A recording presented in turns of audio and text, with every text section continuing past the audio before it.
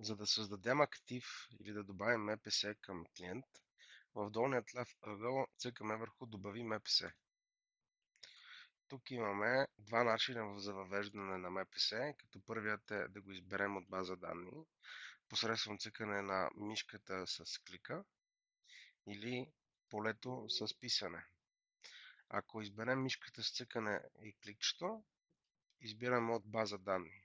Ако не съществува автомобилът, който искаме да вкараме в база данни, било то мотор, трактор, селскостопанска техника и така нататък, изберем ръчно въвеждане. За пример ще дам трактор,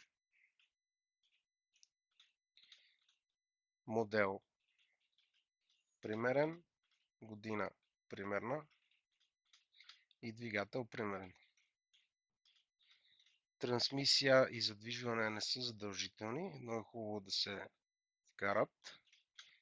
Задвижване предно, VIN номер, може да бъде какъвто и да е VIN номер. Въвеждаме регистрационен номер.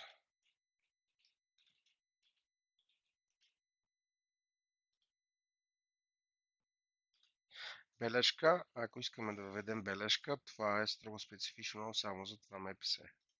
И нашето МПС е добавено. Ако искаме да въвеждаме ремонти към МПС-та, цъкаме върху самата картичка на актива. В долен ляв ъгъл има покажи.